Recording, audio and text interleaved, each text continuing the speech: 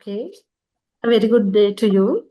We are about to begin the webinar on EcoSmart Universities, Pioneering Sustainability for Future Generations, organized by the ProsperNet plus expert advisory panel on circular economy, including 6 universities altogether.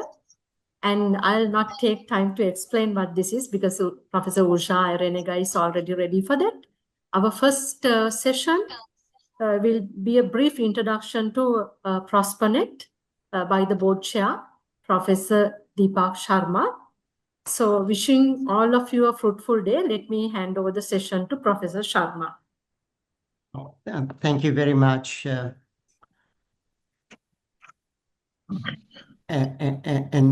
Thank you for your introduction and my greetings to everyone joining this forum. On behalf of ProsperNet, it's my pleasure and privilege to welcome you all to this forum, focusing on a theme that I believe you will agree with me is a theme of utmost contemporary significance, namely EcoSmart Universities, Pioneering Future Generations.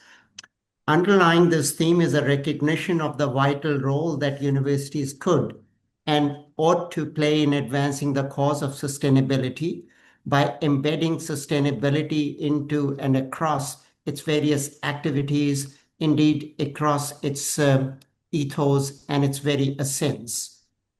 That's a tall order, one might say. Well, it unquestionably is, but then so is the enormity of the sustainability challenge we face and the existential threat it poses if we fail to address this meaningfully. I believe that the very relevance of the institutions of higher learning will be judged in the future, not just by the diplomas they award or the rankings they attain, but by the contributions they make and the success they achieve in redressing the sustainability challenge we face and making the world a safer, healthier, dignified, and happier place to live. Therein resides the timeliness and significance of today's forum. Small step it may be, an important step nonetheless it is. I'm sure the deliberations at this forum will add to and enrich the existing knowledge on the topic and act as a catalyst for conscientious action to deal with the sustainability challenge. As we all know, each such event builds on the dedication, hard work, and contributions of several people. So is the case for this forum. This forum is organized by the ProsperNet's Circular Economy Advisory Panel, very ably led by Professor Usha Irenega of the RMIT University, Australia. We owe her and her colleagues and other collaborators and presenters a word of thanks. We also owe special gratitude to Dr. Anupam Khajuria of UNU IAS for being the key supporting force for this event. And of course, a very sincere thanks to wonderful team at UNU IAS Secretariat that looks after the affairs of ProsperNet, and to our colleagues at the Center for Environmental Sustainability, University of Peradeniya, Sri Lanka, who are co-organizing this event. And big thanks to you all for joining this forum. I wish the forum success and look forward to its deliberations. Thank you. Thank you, Professor Sharma, for your encouraging words. And next is an introduction to the webinar by Professor Usha Irenega. Many thanks, Kamini. Good morning, good afternoon, good evening, wherever you are. I'd like to start off by acknowledging the traditional owners on whose lands I'm speaking to you from today, the Wiwurrung and Bunwurrung language groups of the Eastern Kulin Nation. We conduct the business of the university from, and also where my home is and where I'm speaking to you virtually today. Before I get into explaining to you a little bit about the expert advisory panel on circular economy, I'd like to raise a couple of housekeeping matters. The first one is that we have a jam-packed agenda with a number of speakers, and so we may not have time for audience question and answer session. So I would request that if there are any burning questions as we're going through the presentations from the audience, to please put your question in the Q&A and address it to the panel or the speaker that you're seeking your responses from. The other thing that I would also like to publicize is that this webinar is being recorded, and the recording will be made available on the UNU ProsperNet website at a later stage. So a little bit on the expert advisory panel on circular economy. As Professor Sharma has already mentioned, this is part of the work that the UNU has been doing. The expert advisory panel is chaired by myself, but I'm supported by a wonderful team, many of whom you will hear from today, and not least of which is a heartfelt thanks to Kamini Silva, whose idea it was to bring in this presentation to you on World Environment Day today. And as Professor Sharma has said, our interest and our intent in presenting this webinar to you is not to just talk about sustainability from the perspective of what should we do or what could we do, but what exactly are we doing, and to get us as exemplars of teaching curriculum research around sustainability across universities to help in pushing the agenda, pushing the envelope, pushing the boundaries a little bit more from the talk of sustainability into the impact of sustainability.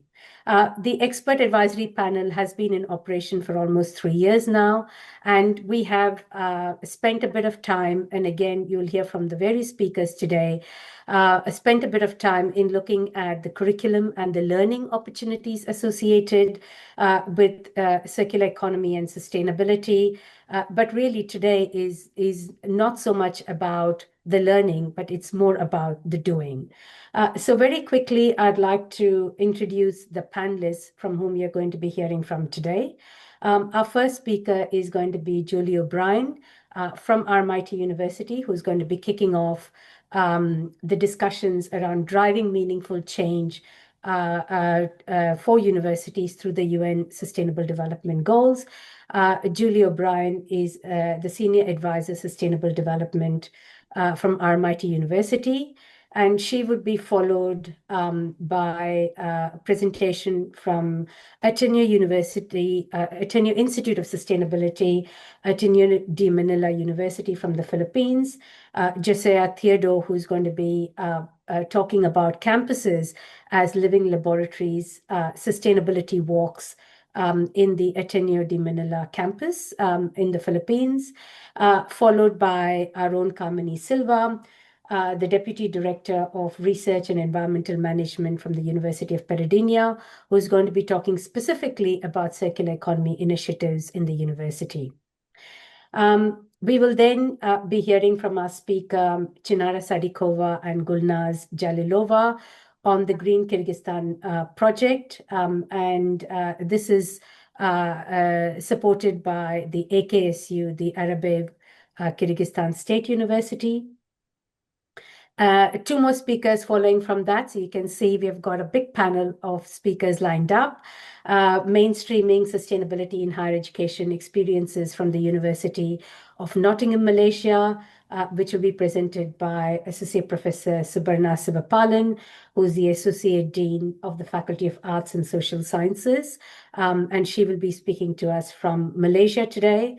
And the last speaker, but not the least, Professor Tirto Prakaso, who's the Dean of Chemical Engineering, the Faculty of Industrial Technology from the Institute of Technology, Bandung. And he is going to be speaking about bridging science and society, ITB's contributions to Sustainable Development Goals.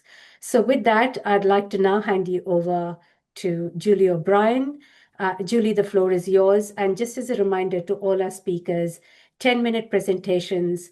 I will appear on the screen in 9 minutes to remind you you've got 1 minute left. Over to you, Julie. The floor is yours. Great. Thank you, Usha. In terms of starting, I too would like to acknowledge the Wurundjeri, Woiwurrung people and Boonwurrung people of the lands on which I work. I won't repeat the acknowledgement in full. Usha's already done it, but just to acknowledge, I guess, that through the UN SDGs, that we do recognize that there are some elements maybe that aren't as strong as they could be. And that is one of the criticisms that you hear about the SDGs. I love the SDGs as a framework in general, but that is something at RMIT that we're very aware of. And so we do include that through our work here as strongly as we can. So yes, that's our way of practically, I guess, paying that respect to the elders that have gone before us on these lands. Thank you. So yeah, if we can just move on to the next slide. I'm not sure, I don't seem to be controlling it here. Thank you.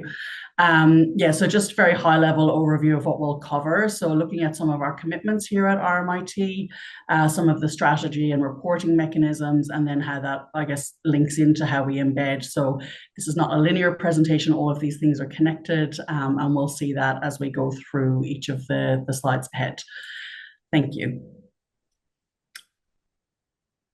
So yeah, our high-level commitment, I guess, to the UN Sustainable Development Goals began back in 2017 when we did make this commitment as a whole. So it came through from the Vice Chancellor's executive.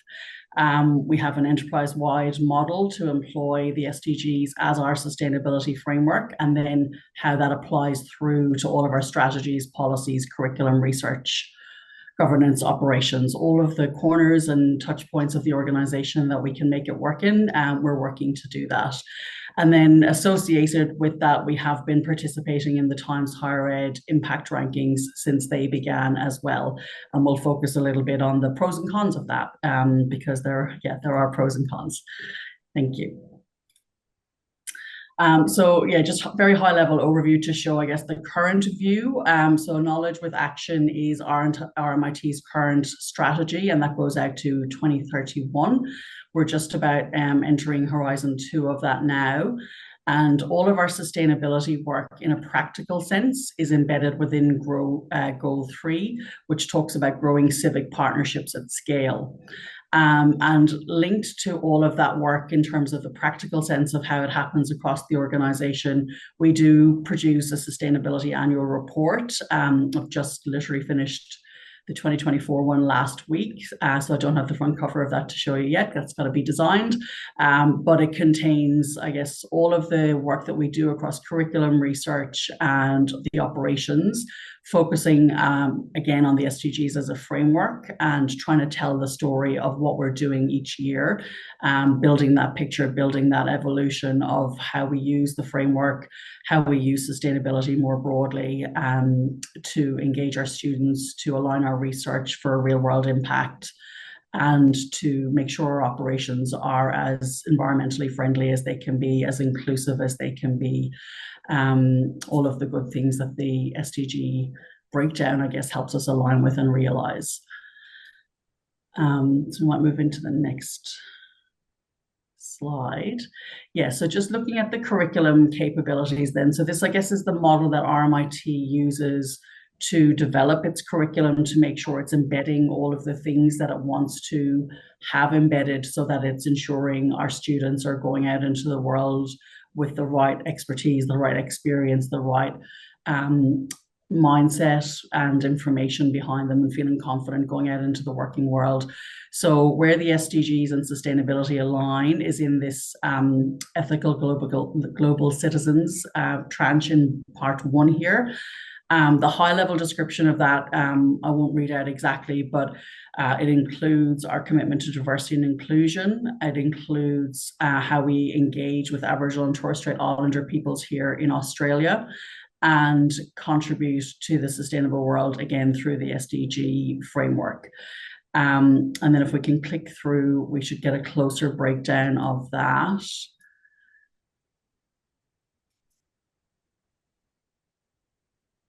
Wonderful. So then, yeah, within ethical global citizenships, we've broken it down into 1A through to 1F. And again, that just gives us a bit more nuance about the kind of things that we want included in our courses, so that we are hitting these touch points and we are getting students exposed to this thinking, exposed to this information, and understanding how it can apply in the different disciplines. So through from diversity in 1A, Aboriginal and Torres Strait Islander knowledge systems, At B, we've got inclusion and global perspectives. C and D, and then E and F are specifically sustainability related. So sustainable, so they can design and evaluate sustainable practices influencing decision making. And then the sustainable development goals themselves, using those to guide decisions and actions for global well-being. So that's embedded in how we try to design our courses, and we'll talk a little bit more about, I guess, what that looks like in terms of the literacy side of things in a little bit. I might just move briefly into the research overview. Thank you. So this is, not the fanciest of slides, but just to give you, I guess, the real kind of nuts and bolts of what this back-end researcher portal looks like.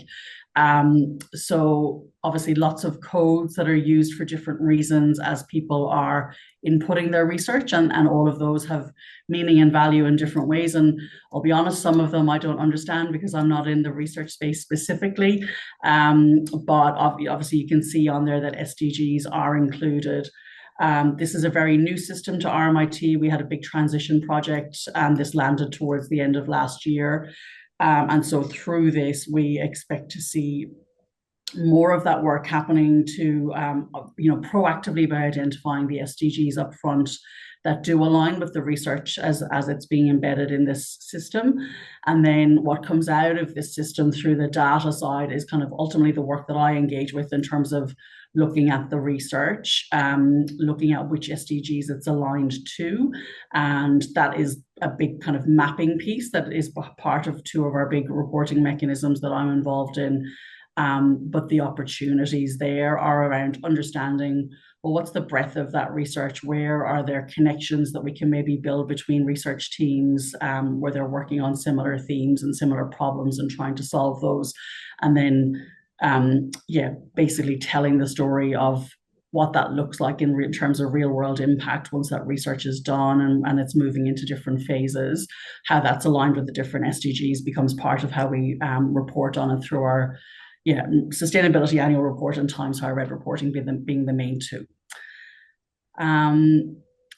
Moving on, just a visual snapshot of what this looks like in the sustainability annual reports, or course units on one side and research projects on the other. So once we've done all of that mapping and some of it's done through an automated system through the data side of it, but there is quite still a very manual process that I undertake to validate that data further, because what we find, because it's based on keyword searches, there are some false negatives and positives that come through in the data. And so we want to identify those as best we can and correct them so we have the most accurate position that we can on how well embedded different SDGs are in the different aspects of the work. So they're the SDG wheels from the 2023 report. We haven't had the other ones designed up yet, as I mentioned earlier. But last year in the research space, for example, we really changed how we were managing that data, and I've been much more actively involved in doing that in an ongoing way throughout the year rather than as one big batch when it comes to reporting time. And what that's meant is we get a monthly view of the different research projects that are coming through at the time, and that helps for other internal reporting mechanisms. But it also means I get to go deeper on all of that data and really get the manual validation done to a much deeper level. So we'll see a much bigger uplift in our results for this coming year, which is great because of that new process. Usha's with us, so I've got a minute left. Thank you, Usha. Next slide, please, is just another representation of the Sustainability Annual Report about how we break down all of the data related to our course units, our research, and our publications. So again, making that visible for each SDG. We can move on to the next. And this is the Times Higher Ed bit that I mentioned earlier, and I will talk about this a little bit later in the panel, but just to show the results do bounce around, and it's a challenge for us tying ourselves to this this methodology that we don't control, basically, that brings risks with it, but also rewards sometimes. So we'll explore that a little bit more later, and we'll just go on to the final slide. Oh, not the final slide. Skip one slide, please. We've run over a little bit. this impact report is something that we bring together to align our policies and our big major projects to the SDGs. So I can talk about that a little bit more later as well. But again, just that visual to engage people. And then just to the next one, thank you.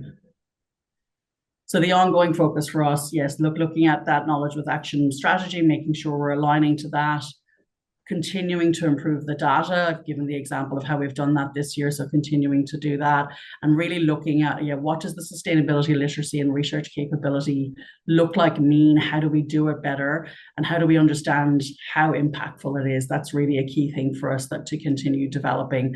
And then with the C tool that I just mentioned very briefly, we're looking to just engage that through a different platform so we can really build up how we engage across the university on it. That's a very practical, hands-on way. So I think that's a very quick whip through. Thank you.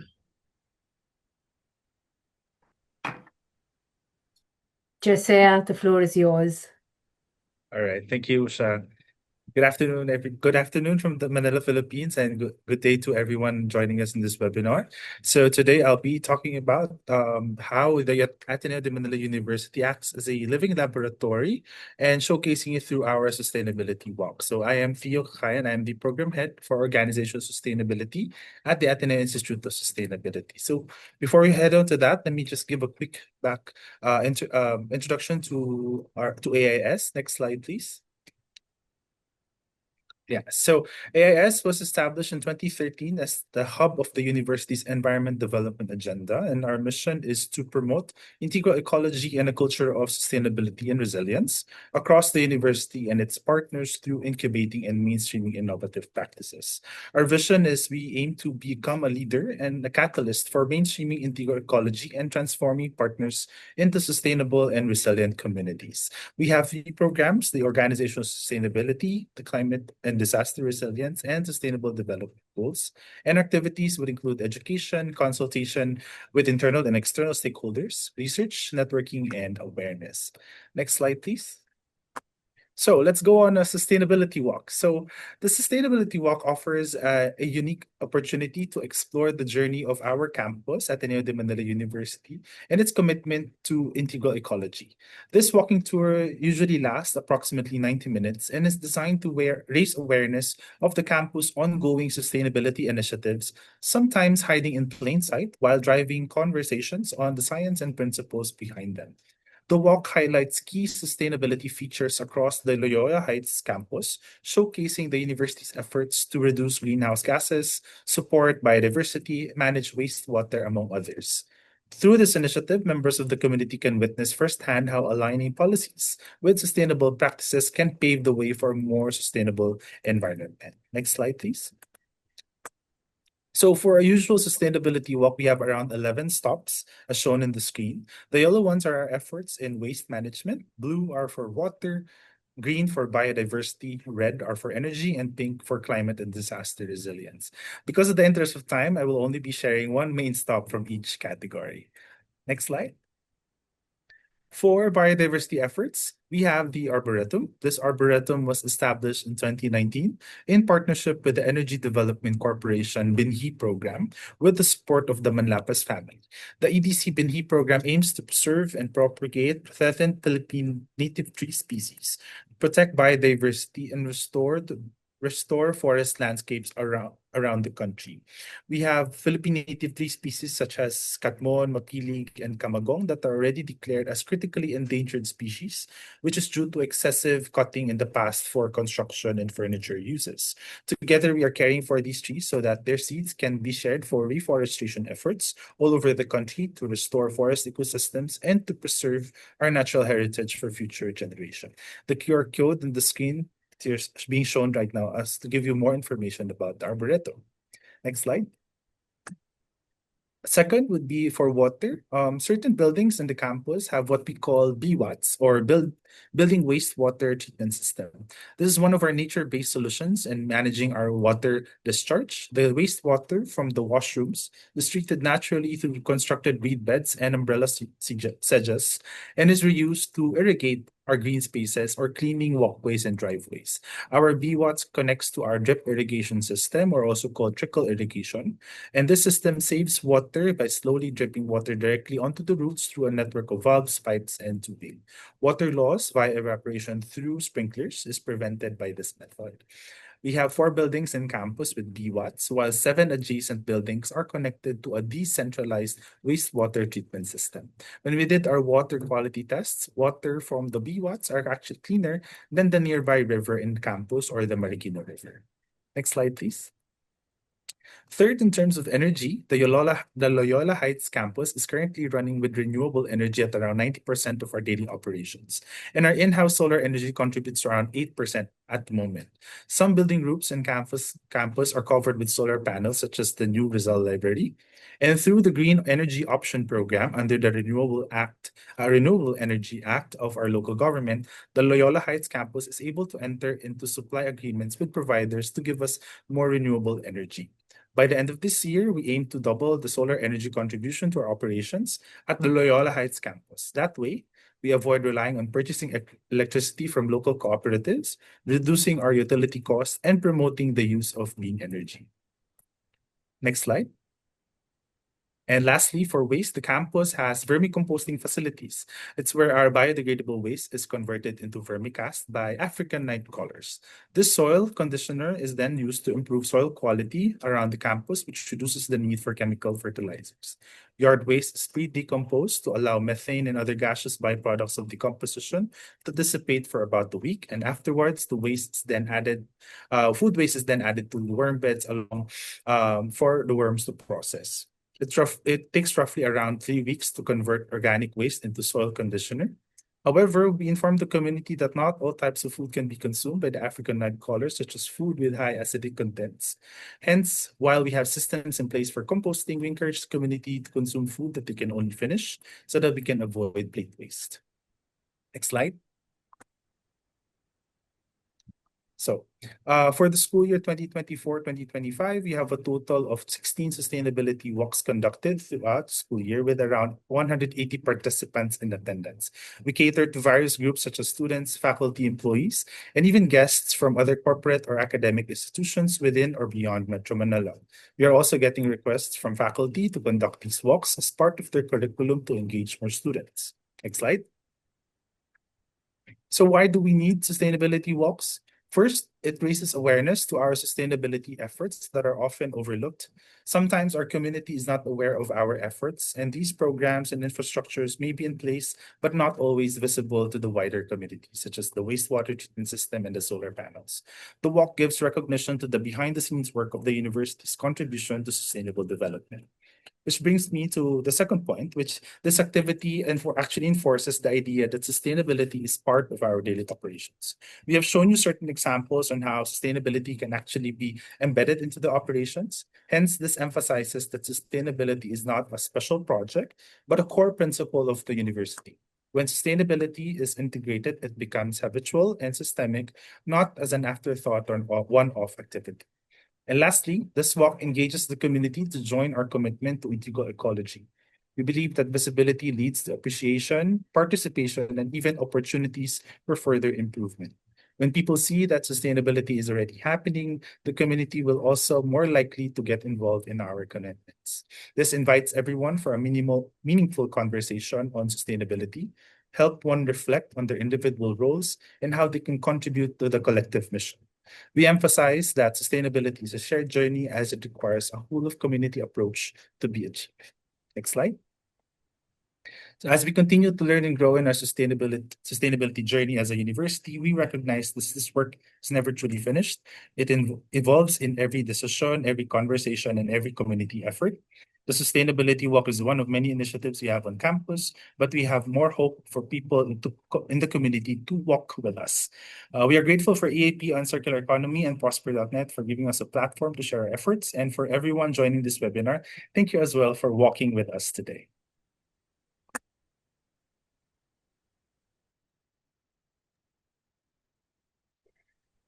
Thank you for keeping to time, Theo.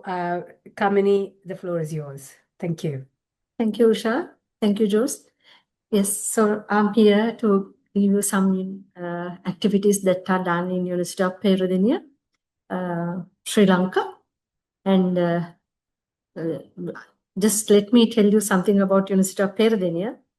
The university has started, in 1942 as University of Ceylon, and then when it was shifted to University of Peradeniya, that is at Peradeniya in 1978. So we have 9 faculties and 4 postgraduate institutions, 20 centers and units and departments.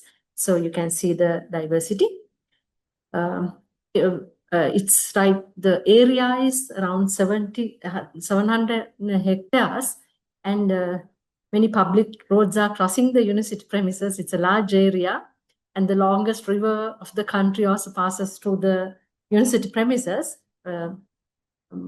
Why I show this to you is, I want to discuss about the sustainability issues around the university. So when it comes to sustainability, the university has signed the sustainability pledge in 2022, although we had some activities related to sustainability from like years ago. And we have started producing a report in 2021, which was around 2 to 3 pages, but now it has developed to a very fully fledged report of sustainability. And we also have a center on environmental sustainability. This center, actually the director of the center was supposed to come and give an introduction to the center. He's busy with the activities going on for the World Environmental Day.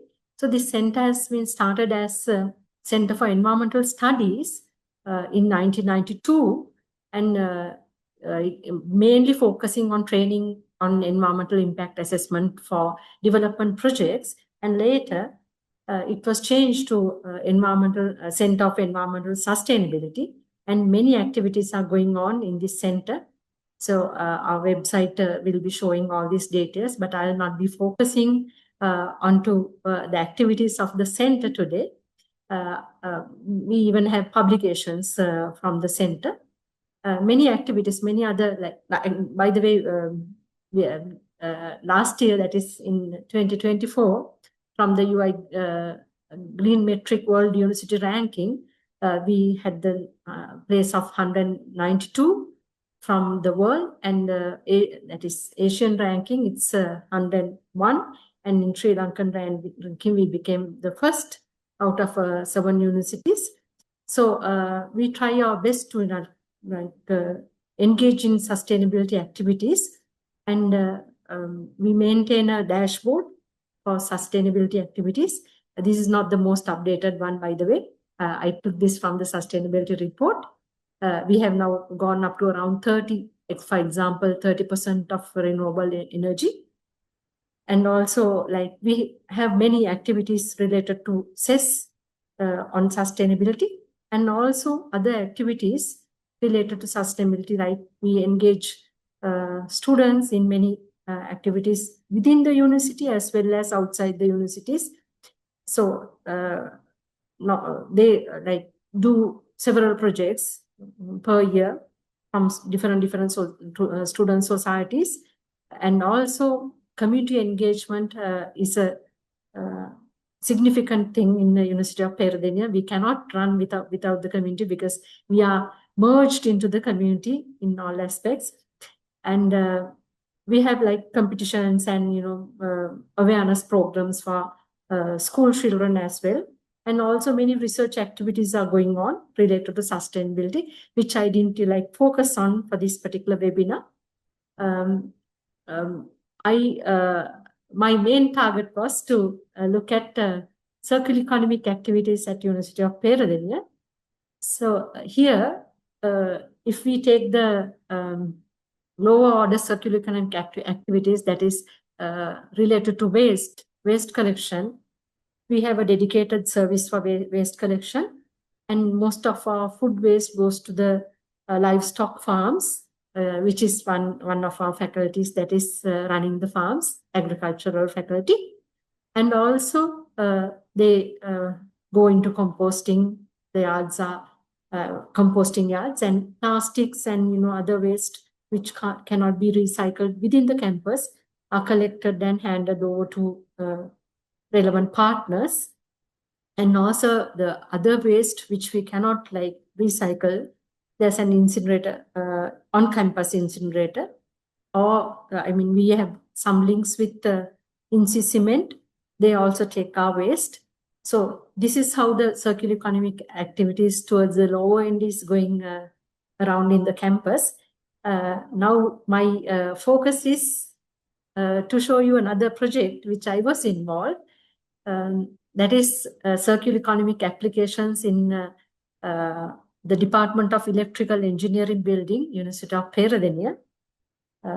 This was actually done as a project. The department building was a government-funded project, but this studying the circular economic activities in the project was done under ProsperNet funding. And what we did was we looked at what is happening in the renovation of the 60-year-old building. We needed expansion for this building. So the design was so that the expansion was considering without damaging the green fields which are already available in the campus premises.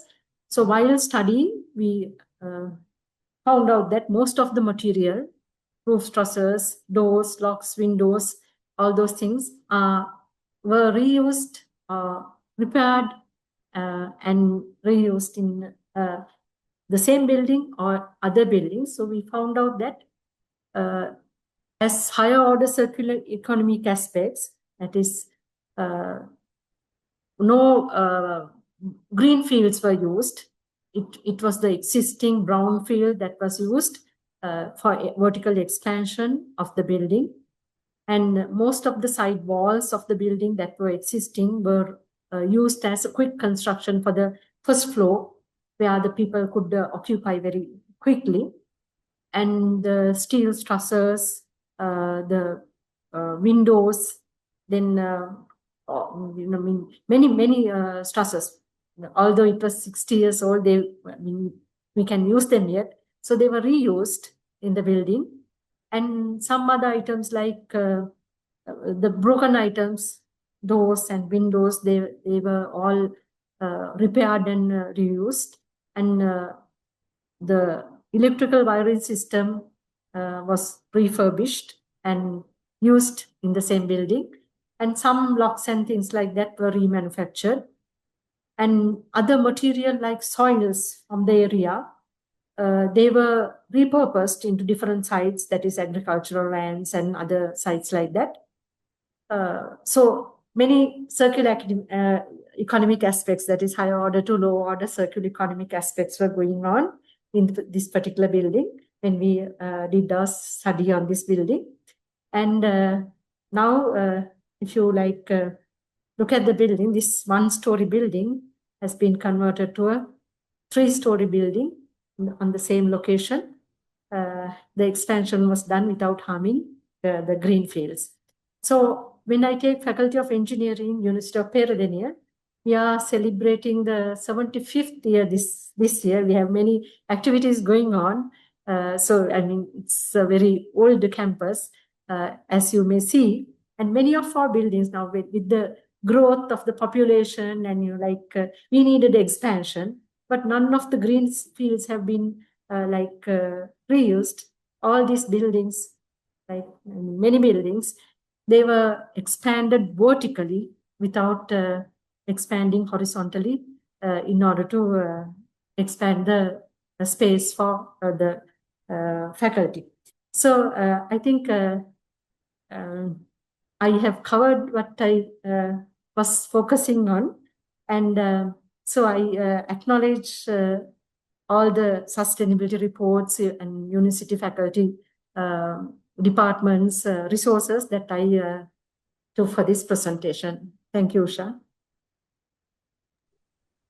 Thank you, Kamini. And I think it's time to hand over now to Chinara. Unfortunately, Gulnaz is not able to join us today, but we are ably represented from AKSU by Associate Professor Chinara Sadikova. Chinara, the floor is yours. You need to unmute Yeah, your camera. Usha, Usha, thank you very much. I'm ready to present our presentation. Unfortunately, Dr. Gulzad, she is sick, and I will do it. Our university, Kyrgyz State Arabayev University, it's a pedagogical university, has long story, and in 2023 joined the Erasmus Plus program project, Digital and Green University for Sustainable Development in Kyrgyz Republic. 10 universities from the country was involved in this project. And next slide, please. And can I manage this? Or okay. The project goals is sustainable development, promoting green technologies and practices to universities, and digitalization, enhancing education quality through the digital tools and for green development, and awareness, rising awareness among educating students, staff, and sustainability and green economy. Next slide, please. The objectives, it was 3 objectives in this project: curriculum development, teaching training, and community engagement. Next slide, please. 10 universities from Kyrgyzstan was involved. It's 3 of them pedagogical university, medical institution, polytechnical institution, and 2 universities from Europe. It's a Hamburg University of Applied Science and Vilnius University. Next slide, please. There was a 3 tasks for this project, and first it was a green metric ranking. Each university passed this green metric ranking. Next slide, please. And this is a ranking of environmental sustainability and green campuses initiated by University of Indonesia in 2010. And the ranking evaluates university based on 6 criteria that reflect their commitment to environmental protection and sustainable development. And in 2023, 1,183 universities worldwide participated in the ranking. Next slide, please. Top universities of this ranking. It's of course it's developed countries. It's Netherlands, United Kingdom, Germany, Netherlands, USA, Ireland, United Kingdom, Brazil, and USA, and Germany. And our university from Central Asia, from Kyrgyz Republic, joined this ranking first time, and of course we don't have any position in this list. Next slide, please. How the process is going? It's a timeline. Green Metric Universities ranking for 2024. It's a data submission, data validation, and result of announcement. Next slide, please. Why do we need the ranking? First of all, it is enhancing prestige and reputation. It is stimulation improvement and sharing experience and cooperation, and supporting the sustainable development and attracting financial and other resources. Next slide, please. Result of Arabayev Kyrgyz State University. It was a type of university, climate, and the campus were located. Kyrgyz State University located in the centers, has 6 campuses. Total campus area is near 41,000 square meters. And the floor and ground floor basilian area is 3,262 meters. And yeah, this is matrix number. Next slide, please. And on this ranking, we have total score from 200%, 100%. We have only 37.2. It's a very small average. Next slide, please. And now challenges for the Kyrgyz State Arabayev University is upgrade staff qualification and digitalization, and fully digitalize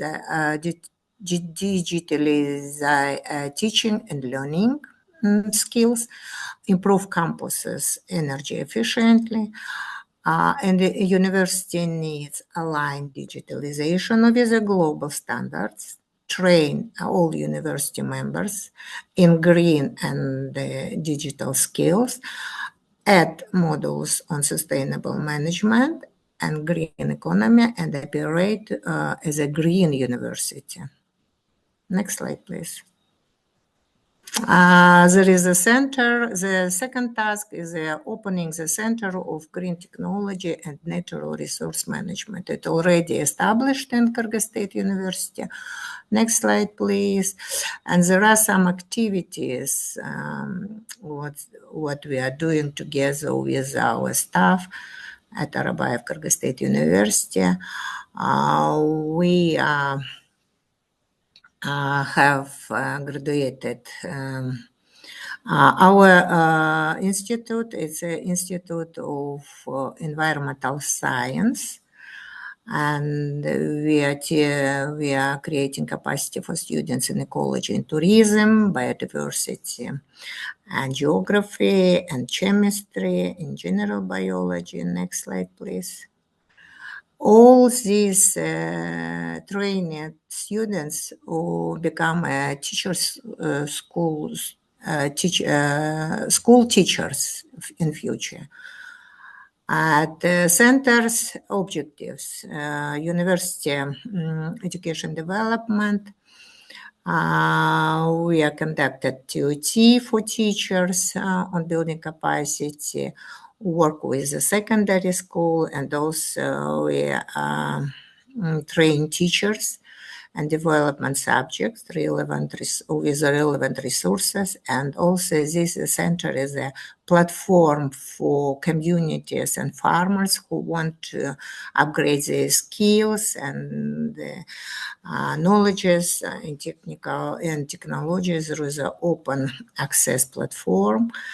And also at our university, we are doing applied research on conducting research on improves quality of life and delivers practical outcomes. Next slide, please. And center activities, we conducted several trainings during this during its opening with university support, and also we have some partners who are supporting us with not only with finance, but also with knowledges and capacity building programs. And from November, we conducted 18 lectures for stakeholders and teachers and students. It is a certified course. Next slide, please. And also we have a green course which implemented for bachelor students. It's a green economy course, which I am teaching also in this year. We started to teach at different faculties, not only for our institutions, but math and languages and different kind course faculties. And next slide, please. And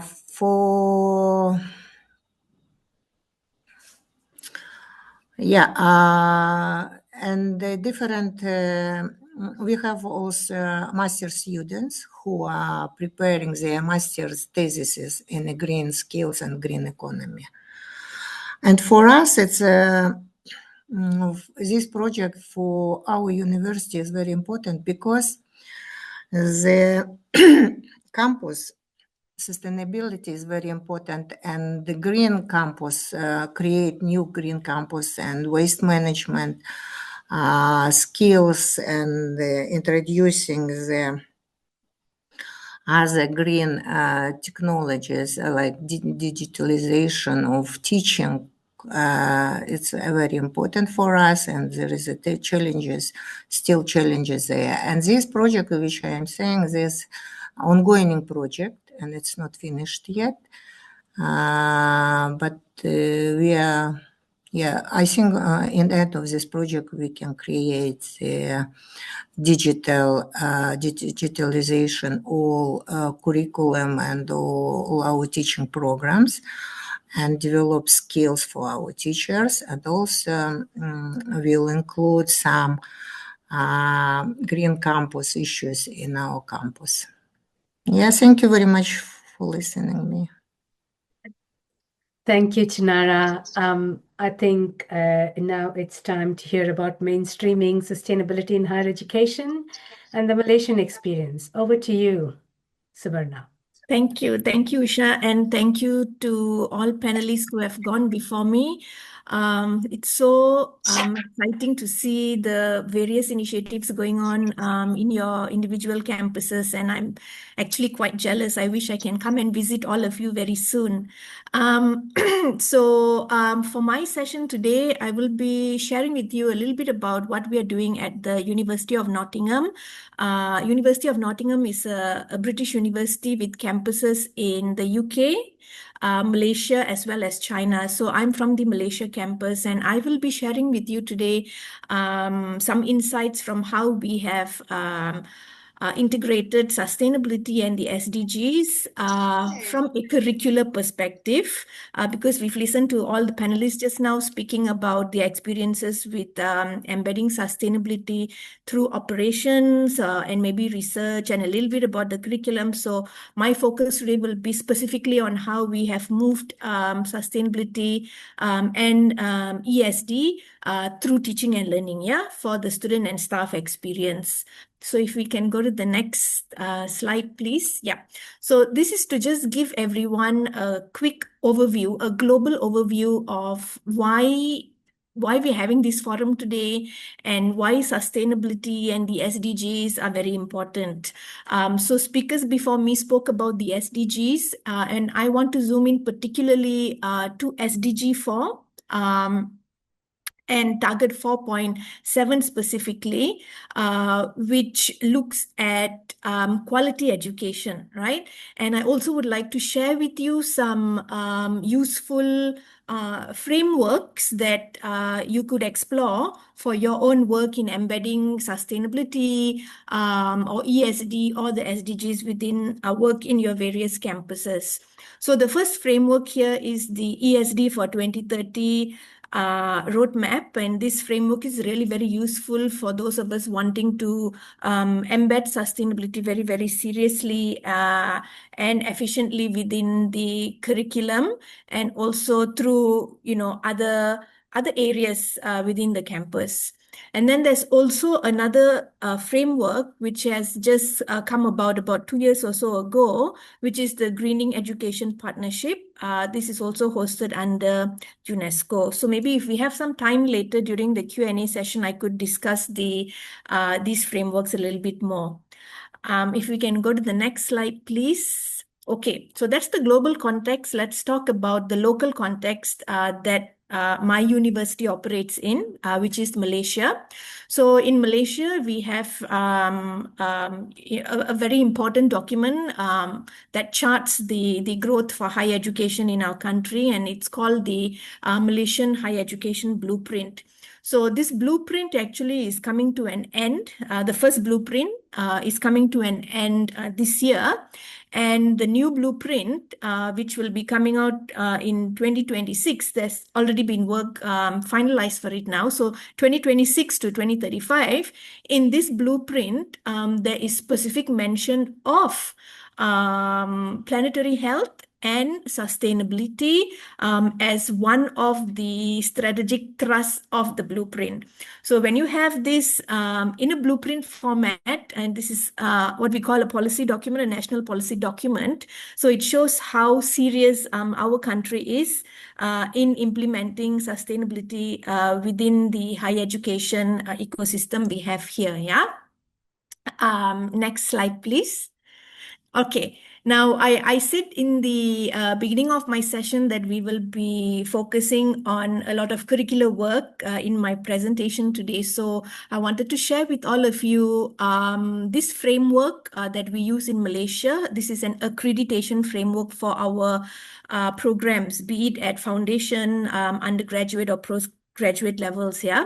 So there is now specific mention of ESD within the framework. And this is really, really very exciting news for all of us working in this area, because for the very first time, ESD and sustainability has been explicitly mentioned in our accreditation.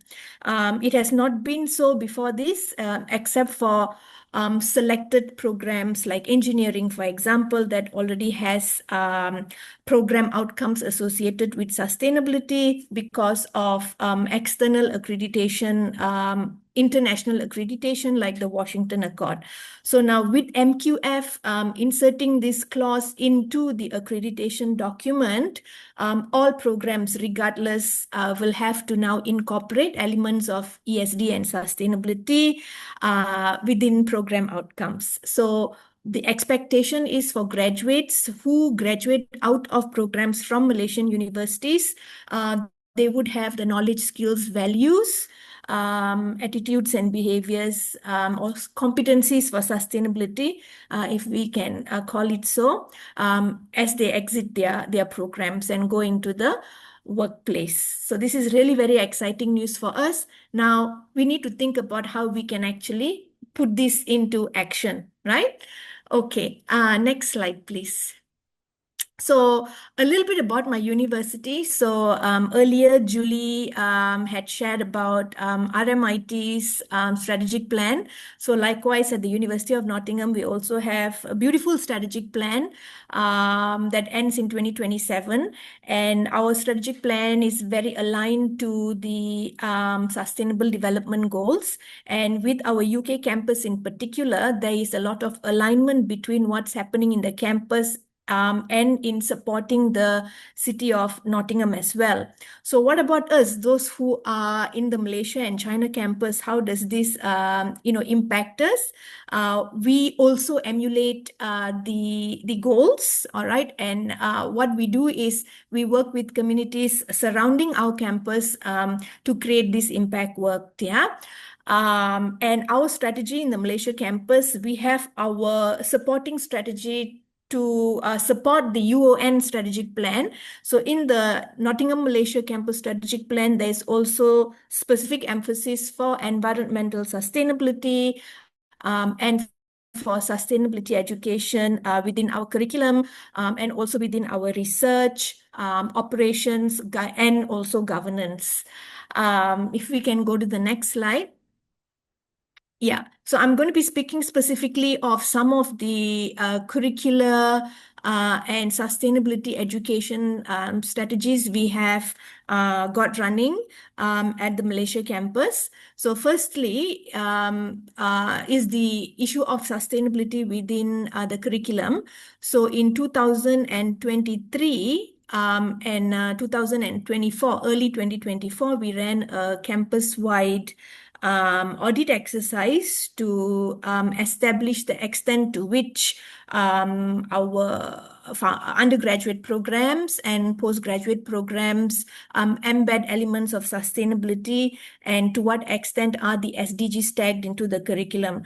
So that exercise was really very useful in helping us determine our current baseline, and we have used this baseline data to innovate on existing curriculum now, and also for future curriculum that we are going to develop in the near future, be it at modular level, at program level, or even institution level. Besides that, we have also been working on developing materials or resources for our colleagues, academic colleagues and professional services colleagues. So one of these has been the sustainability toolkit, and this was a tri-campus initiative from all the 3 campuses. So this toolkit serves as a reference point. It has got case studies that colleagues from the 3 campuses have had the opportunity to contribute to or to review. And besides that, we've also had many activities. So in the University of Nottingham, every year, we have a Sustainability in Action Week. It's usually held between March, April every year. So in 2022-23 academic year, we kicked off the teach-in session, SDGs teach-in session, where colleagues were able to spend about 5 or 10 minutes in a particular selected lecture or tutorial or lab session to introduce SDGs and to show students how it aligns with the modules that they are taking. And we've also supported students, to do work on the ground, on campus, and also off campus by giving them small grants amounting to RM5,000. So they've also used these grants to work on innovation on campus, to work on sustainability issues on campus, and also with communities just very close to our campus. Next, please. Okay, a lot of pictures here. This is just to showcase some of the activities that we have conducted. So we are also home to the UNESCO Chair in International Education and Development Malaysia office. So through the chair, we also run a lot of capacity building initiatives and awareness initiatives, and I'm particularly proud of what we have done as an institution this year, the Malaysia campus, through our audit exercise and through the many capacity building initiatives we've had for students and staff. We embarked on, I would say, something very ambitious, which is to develop a new foundation program module, a core module, which is interdisciplinary in nature, that's going to be taught across both the arts and social science faculty and also the engineering and sciences faculty. So that's going to kick off in September 2025. So we're all working very hard towards making this happen in September. And of course, our membership in Prosper.net last year was another exciting news for us, because it recognized that we are doing at the Malaysia campus. And next slide, please. These are just some of my own reflections of some of the challenges that we could face here in Malaysia. And I think this is also very relevant to universities operating in our region here in the Asia Pacific. I think there is I think we all understand that the higher education landscape here in the Asia Pacific is continuously evolving. Many speakers spoke about THE and sustainability and the ranking system and how this actually adds value to the work that we do in the university. So we need to be aware about this as we are planning strategies for sustainability in our campuses. The other issue is we shouldn't be looking at sustainability in isolation. So it shouldn't just be about the curriculum, or it shouldn't just be about research, or it shouldn't just be about operations, but rather it should be looking at the whole system per se, right? And for curriculum specifically, we should be thinking about moving out of silos and thinking about how to bring different programs together when we teach about sustainability. And sustainability is not just about the sciences, but those who are not in sciences can also play a role in putting the message across, right? So I'm from the School of Education, and our programs and our modules are all tagged to the SDGs, so it can be done. And I think we need to start thinking about what's going to happen after 2030, right? So the SDGs are running up till 2030. What happens after 2030? So we need to start thinking about these things as well.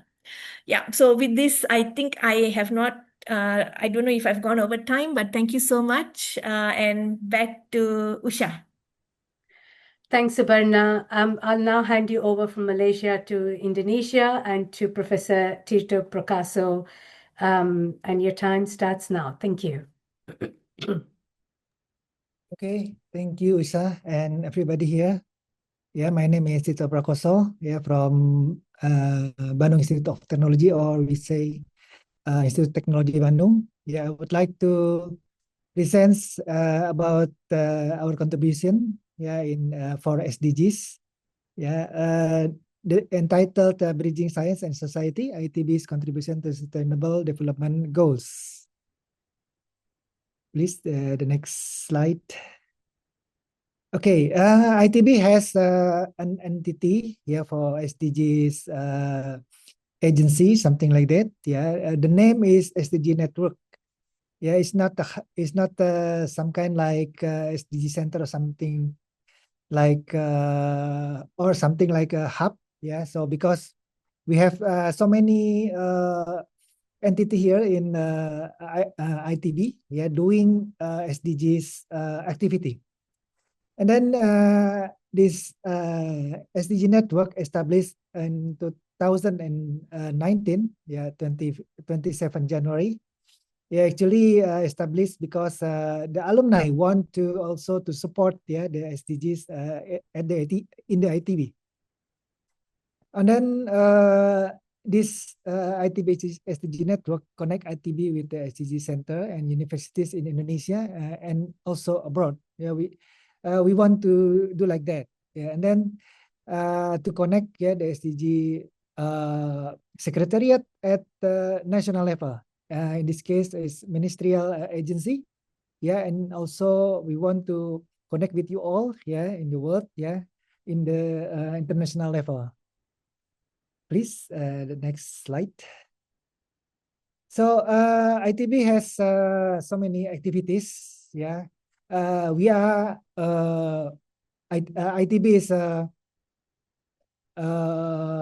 technical university. Yeah, so that we really like to make a hardware, yeah, to make a machine. Yeah, so we can help so many here society in Indonesia, yeah, to make more reliable, more good life, yeah, in this country. So ITB has a sustainability report, yeah, since 2021. Yeah, and then until now we have also sustainability report for year of 2022 and also 23. Now the ongoing report, yeah, will be 2024. So this is, yeah, part of recognizing of the macro feature of the threefold mission of the higher education participation in the SDG. And then highest contribution of research and also publications, yeah, to SDGs number 7 and number 13. Next, please. And then to support all of the sustainability activities in ITB, we have research centers here. Research centers of we have research centers of renewable energy. Yes, study center for environment and center for climate change, and also smart city and community innovation center. Okay, next slide. So inside the ITB itself, ITB has 28,000 student body. Yeah, so I think this is a quite big university in Indonesia, and then also ITB is the best technical university in Indonesia. So we try to do some sustainability living in the campus. So we install the solar panels in the such place. Yeah, we also do some garbage treatment and garbage to do some recycle, and then also we also do separation of the garbage itself. We try to do the best for this because in Indonesia there are still many problems with the garbage dumping. Okay, and next please. So for the student also we have do some student activity. And then in this slide, we have a student-driven initiative for sustainability. We have also student association for various discipline. And then so a student group, or keluarga mahasiswa ITB, the family of ITB student. And then also student association for specific interests. For example, U Green ITB, Education and Public Awareness, and KMPA ITB. And also we have a student ambassador here. Student ambassador at ITB level. It will be chosen for annually, and then at the national level every 2 years. Okay, next please. And also we also doing for sustainability activities in ITB with the alumni. This is the alumni-driven initiative for sustainability. We have the concept of Eco Campus introduced by Environmental Engineering Campus, since 2020. And then also master plan of waste management in campus ITB. This is also alumni entity, who support the sustainability in the campus, and also ministerial entity here. And also UI green matrix, and also we try to doing some greening the campus like that. Thank you. Okay, the next. And then in terms of curriculum, or educational opportunity, since the curriculum of 2024, we put more content in the subjects for the sustainability. So the courses of sustainability offered in various programs, and also undergraduate program mandatory course on principle of sustainability, seminars and workshop on the sustainability, sustainable development goals, climate change interpreted in various disciplines. Next, please. And also, because Indonesia is very, very big country, there are many types of living level. At the East Indonesia, which the life is still hard, is many marginal land. ITB also grant some dryer for their farming product.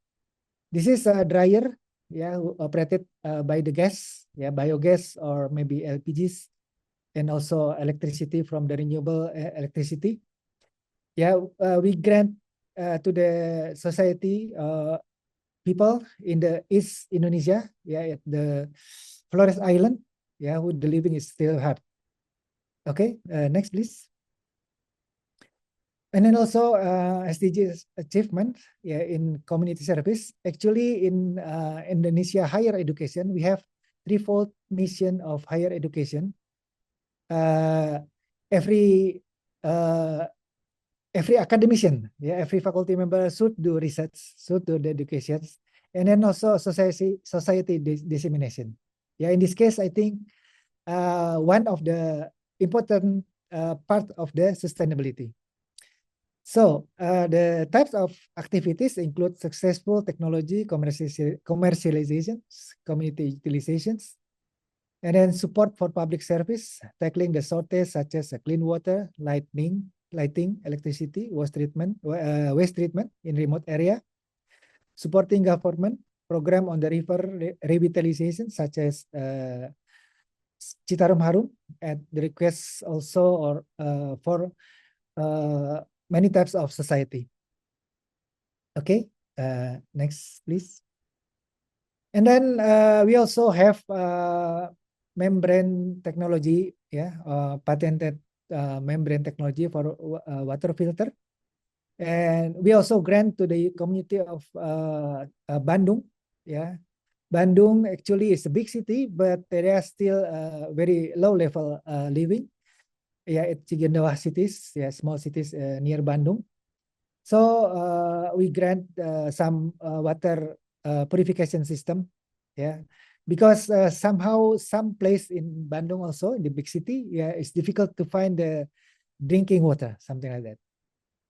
Okay, next please. And also we try to provide electricity in the underdeveloped border village, such as in the North Kalimantan. I think this is near Malaysia, Sarawak region. The underdeveloped village in Nunukan district, North Kalimantan. We built electricity. For easy distance learning. Cellular phone can be utilized, and also junior high school vocational school established, water provided at school, intensive program to ITB, and also collaboration with mining company, local government, and academia, and also NGOs. Okay, next please. And then there's another SDGs related publication in 2022.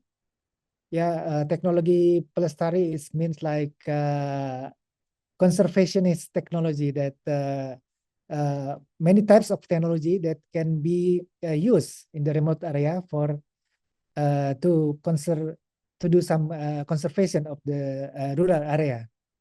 This is for applying the excellent scientific culture to community service as various sector, LTB roles in multiple SDG, and also answering the challenge of the territorial justice and inclusiveness. No one left behind is the words. Okay, next please. And also we try to help remote area gas plant. They have some kind like mess hall or restaurant. They very difficult to dump the waste cooking oil or used cooking oil. So we grant the biodiesel plant system, to convert used cooking oil to the biodiesel. That's one of technology we provide. Okay, next please. Okay, thank you. That's all our role. Because ITB want to do the real one, so we grant technology, we grant machine, to the remote area for the peoples. Thank you so much. That's all for our presentation. Thank you. Thank you, Usa. Terima kasih, Tirto. Can I now invite all the panelists to please put your videos on and join us for the panel discussion. We've got about 12 minutes for the panel discussion, and I would in particular like to invite Anupam Khajuria, Dr. Anupam Khajuria, who's a research fellow and academic associate innovation and education from UNU to join us. I can't see everyone on the screen, so I hope everyone has joined in. And I would like to start off because all the other panelists have had an opportunity to speak. So I thought I'll start the first question with you, Anupam. You've heard multi-dimensional approaches across all the different universities who have presented today, technical solutions, governance issues, networks, different sorts of things. So I'm wondering if we could ask you to respond to this question on what innovative approaches can universities adopt to integrate sustainability and circular economy principles into teaching, research, and campus operations. Anupam. Thank you. Thank you, Dr. Usha. Thank you very much. And first of all, thank you all the speakers for really interesting activities is going on in various different universities. And it's really, you make my answer very difficult because it's already covered. I'm thinking what is more innovative I can suggest in addition to your all presentations. So definitely university plays a leading role in creating the sustainability future in many ways, like research, teaching, or campus activities. So in teaching, I say that the interdisciplinary integration or the real world sustainability teaching challenges, that's maybe the one of the important sector that we talk about the teaching in the hand-on learning experience or project-based learning experience. It gives students to more visibility to understand the sustainability approach to learn about ESG or other environmental issues. And in research sector, I suggest like living labs in the campus itself or in the university, like Dr. Thamani mentioned about they changed from electrical department from 60 years old to the new building. So that kind of research activities, definitely with the collaboration of facilities, industries, and government sector to create the innovative solutions to find out the alternative materials in the recycling or efficient energy system. And the third is about the campus activities. Definitely community engagement acts really important when we talk about not only within the students or industrial sectors or government, but when we involve the local communities, it made more impact. Like one of the case, I can give example of one of our RC project. They use the campus cafeteria to audit the food waste. So they use that is like a hub for the sustainability action where they can conduct the food waste audit and design the campaign material to reuse the material again or to like put in that awards or incentive for the students who are discounts for the students for using the reusable items. So that's one of the points can be covered. And sustainability work by the Philippines University mentioned, at that smart infrastructure, they have many categories they covered: waste, water, energy. So I think that's also good to innovate by the campus to more initiate on that. So in the last, I believe these three different categories, teaching, research, campus activities in the universities can become really a true EcoSmart universities, which is our topic or theme of the today's session on the occasion of the World Environment Day. So wish you all World Environment Day. Thank you very much, Usha. I hope I respond your question well. Thank you. Thank you very much, Anupam. There's a question that has come through the Q&A, which I'd like to, and I think this is really applicable to all the speakers that spoke. So the question is, great universities, I just want to know if these universities promote learning towards green manufacturing, innovating and producing green products towards a green economy, thus creating green jobs. So this is a technical question, but also a bit of a social question. So who would like to have the first go? Subarna, would you like to start?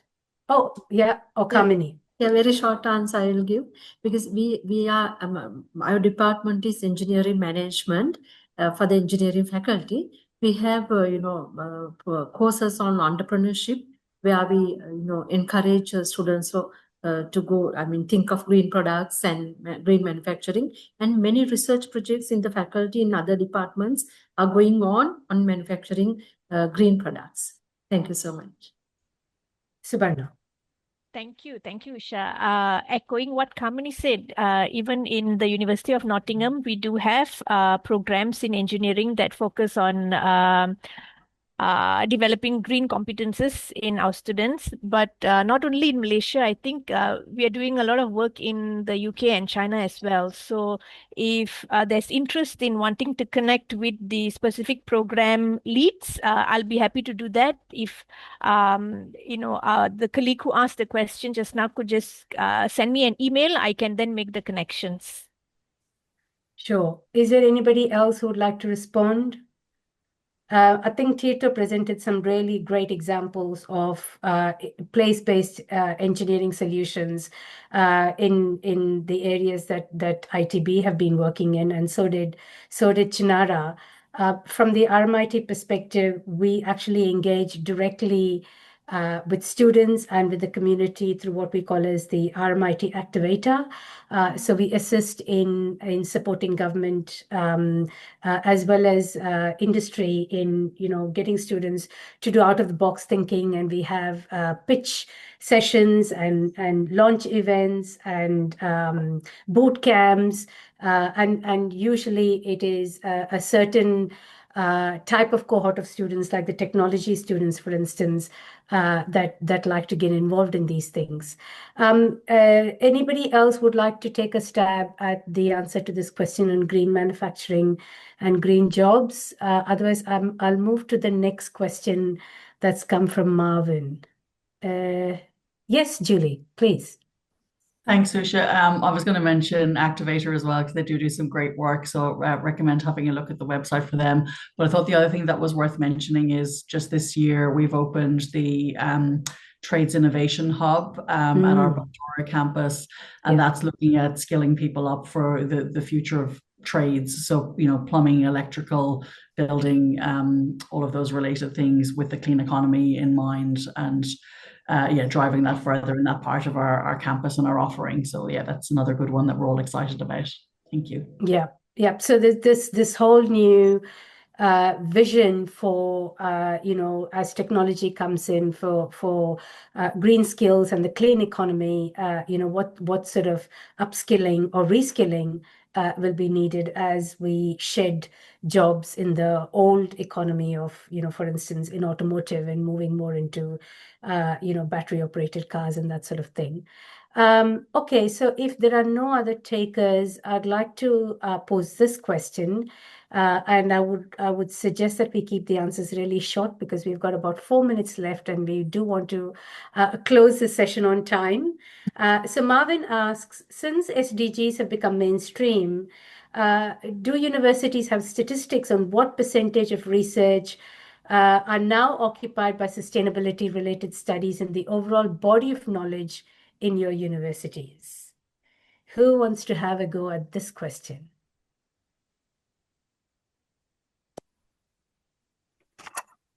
Usha, maybe I can take first answer. I can maybe share a little bit. Sure.